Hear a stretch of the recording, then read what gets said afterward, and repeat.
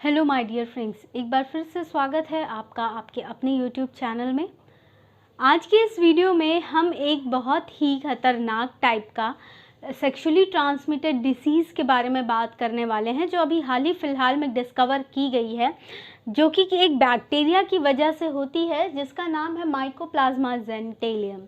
तो आज का ये वीडियो पूरी तरह से आपको माइकोप्लाज्मा जेनिटेलियम के बारे में मैं जानकारी बताऊंगी, कैसे होता है, क्या होता है, इलाज क्या है और कब सामने आया।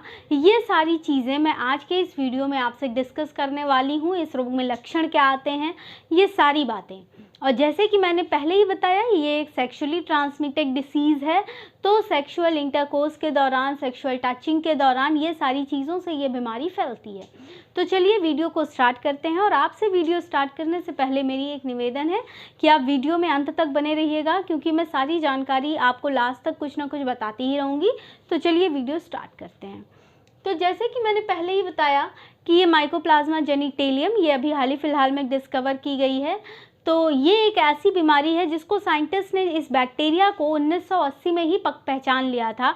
1980 में ही इस बैक्टीरिया की खोज हो चुकी थी और आज के समय में प्रत्येक 100 लोगों में कम से कम एक व्यक्ति इस बैक्टीरिया या एक से ज़्यादा व्यक्ति भी इस बैक्टीरिया से ग्रसित हो सकता है, और व्यक्ति को खुद ही नहीं पता होता कि उसे इस बैक्टीरिया का इन्फेक्शन हो चुका है। और ये तब होता है जब सेक्स करने वाले के पार्टनर को भी ये बीमारी हो और उस इंटरकोर्स के दौरान ये बीमारी अगले पार्टनर में भी एंटर हो जाती है। तो ये देखिए, अब देखिए मैं आगे आपको बताती हूँ इसके सिम्टम्स के बारे में। उसको बताने से पहले मैं एक बार आपको फिर से याद दिलाना चाहती हूँ कि हमारा यूट्यूब पे एक और चैनल है 10 डायरेक्शन न्यूज़ के नाम से, जिसका लिंक मैंने डिस्क्रिप्शन में शेयर किया है ऑलरेडी। तो आपसे रिक्वेस्ट है, आप उस लिंक पे क्लिक कीजिए, हमारे दूसरे चैनल को भी विज़िट कीजिए और हमें वहाँ पे भी सपोर्ट कीजिए। उस चैनल को भी हमारे सब्सक्राइब ज़रूर कीजिएगा। तो अब सिम्टम्स की बात करें तो देखिए, इसके सिम्टम्स मर्दों में अलग, पुरुषों में अलग और औरतों में अलग अलग होते हैं।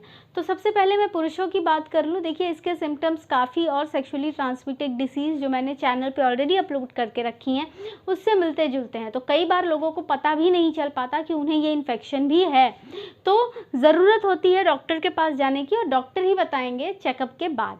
तो चलिए अब मैं बताती हूँ कि पुरुषों में क्या सिम्टम्स हो सकते हैं। देखिए, पुरुषों में क्या सिम्टम्स होगा कि पेनिस से वाइट कलर का डिस्चार्ज आ सकता है, पानी जैसा डिस्चार्ज कुछ निकल सकता है, और साथ ही साथ बर्निंग सेंसेशन हो सकता है पी करने के दौरान। यानी जब आप वॉशरूम जा रहे हैं तब आपको हो सकता है बर्निंग, जलन हो रही हो, या फिर पेन भी हो सकता है, ऐसा लग सकता है सुई जैसा कुछ चुभ रहा है, ऐसा दर्द आपको हो सकता है पुरुषों में। वहीं महिलाओं में ये बैक्टीरिया अलग तरह के सिम्टम्स को बताता है, लेकिन मैं आपको बता देती हूँ। चलिए मैं आगे बताती हूँ आपको। इसमें क्या होता है, वेजाइनल डिस्चार्ज तो आता ही आता है, वेजाइना से वाटरी पानी जैसा डिस्चार्ज, और साथ ही साथ क्या होता है, सेक्स करने के दौरान पेन हो सकता है, या फिर सेक्स के बाद ब्लीडिंग हो सकती है, और साथ ही साथ पेल्विक पेन यानी कि नाभि से ठीक नीचे वाले एरिया में दर्द होना, जिसकी वजह से आगे चल के ये सिम्टम्स वर्स होते हैं और पेल्विक इन्फ्लेमेटरी डिसीज़ हो सकती है अगर इस बैक्टीरिया का इलाज नहीं किया गया। और इससे ये भी हो सकता है कि महिलाओं को आगे प्रेग्नेंट होने में समस्याएं आ सकती हैं, लेकिन इससे संबंधित अभी तक कोई पुष्टि नहीं हो पाई है। अब मैं डायग्नोसिस की बात करती हूँ। तो देखिए, डायग्नोसिस की अगर मैं बात करूँ तो इस बैक्टीरिया के डिटेक्शन के लिए जो टेस्ट किया जाता है वो बताने से पहले मैं आपसे रिक्वेस्ट करूंगी, अगर आप चैनल पर नए हैं तो प्लीज़ हमारे चैनल को सब्सक्राइब कर दीजिएगा और वीडियो लाइक ज़रूर कीजिएगा और शेयर भी ज़रूर कीजिएगा। आगे भी मैं आपको ऐसे ही रिसेंट जानकारियाँ देती रहूँगी। तो चलिए, मैं डायग्नोसिस पे बात कर रही थी। तो डायग्नोसिस की अगर मैं बात करूँ तो इसके डायग्नोसिस के लिए जो टेस्ट होता है उसका नाम है nucleic acid amplification test, NAAT। इसमें क्या होता है कि इसमें यूरिन का कलेक्शन ले लिया जाता है, और या तो फिर सर्विक्स या फिर वेजाइना से स्वैब का कलेक्शन लिया जाता है, SWAB स्वैब, जिसमें डॉक्टर्स एक कुछ कॉटन लाइक डाल के वहाँ से स्वैब निकालते हैं और फिर उसको फर्दर कल्चर के लिए, टेस्ट के लिए भेजा जाता है। अब मैं इसके बारे में बताऊंगी कि अगर इसका इलाज नहीं किया गया तो क्या हो सकता है। तो देखिए, एक तो बात पहले ही मैंने आपको बताई कि महिलाओं में हो सकता है पेल्विक इन्फ्लेमेटरी डिसीज़ हो जाए, और साथ ही साथ एक ऐसी बीमारी है यूरिथराइटिस, जो पुरुषों में भी हो सकती है और महिलाओं में भी हो सकती है अगर इलाज नहीं किया गया तो। यूरिथराइटिस में क्या होता है कि यूरिथ्रा में, यूरिनरी ब्लैडर में इन्फ्लेमेशन हो जाता है यूरिथ्रा में, तो ये यूरिथराइटिस हो सकता है। और साथ ही साथ सर्विक्स में इन्फ्लेमेशन भी हो सकता है, जिसको हम कहते हैं सर्वाइसिटिस। तो सर्विक्स में भी इन्फ्लेमेशन हो सकता है, यूरिनरी ब्लैडर या यूरिथ्रा में भी इन्फेक्शन हो सकता है। ठीक, अब ट्रीटमेंट पे आपका अगला सवाल होना चाहिए, ट्रीटमेंट क्या है। तो देखिए, जनरली बैक्टीरियल इन्फेक्शन के लिए जो सबसे पहले एंटीबायोटिक का नाम याद आता है वो है पेनिसिलिन। लेकिन पेनिसिलिन के बारे में आपको बता दूं कि इस बैक्टीरिया के केस में पेनिसिलिन काम नहीं करेगा, क्योंकि पेनिसिलिन क्या करता है, जो बैक्टीरिया की सेल वॉल है उसको डिस्ट्रॉय करके बैक्टीरिया को ख़त्म करने का काम करता है। लेकिन इस बैक्टीरिया के पास सेल वॉल ही नहीं है, तो जब सेल वॉल ही नहीं है तो पेनिसिलिन भी नहीं काम करेगा। तो इस केस में पेनिसिलिन बिल्कुल भी काम नहीं करेगा।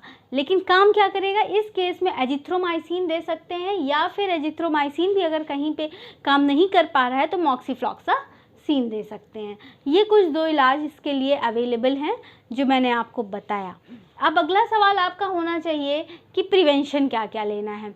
देखिए, अगर इस बैक्टीरिया की आपको शंका भी है, या फिर आपने टेस्ट के लिए दिया है, रिजल्ट नहीं आया है, या टेस्ट आ गया है, तो इस दौरान आपको क्या करना है, एटलीस्ट कम से कम ट्रीटमेंट के दौरान 7 दिन तक किसी भी तरह की सेक्सुअल एक्टिविटी में इन्वॉल्व नहीं होना है। और अगर आपको ये बीमारी है तो भी आपको सेक्सुअल एक्टिविटी में इन्वॉल्व नहीं होना है एटलीस्ट 7 डेज़, या जब तक आपके डॉक्टर प्रिस्क्राइब करें। और बिना डॉक्टर के सजेशन के आप कोई भी मेडिसिन नहीं इस्तेमाल कीजिएगा, क्योंकि हर व्यक्ति की हेल्थ कंडीशन अलग होती है, सब में दवाइयों का कॉन्सेंट्रेशन अलग अलग चलता है।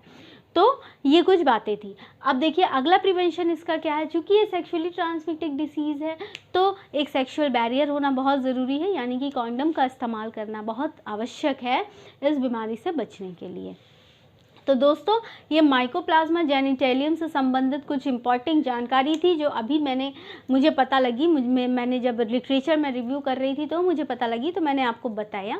उम्मीद करती हूँ वीडियो आपको पसंद आया होगा। अगर वीडियो और मेरी जानकारी जो मैंने आप तक पहुँचाई पसंद आया है तो प्लीज़ वीडियो को लाइक कर दीजिए, और चैनल पर नए हैं तो सब्सक्राइब कर दीजिए।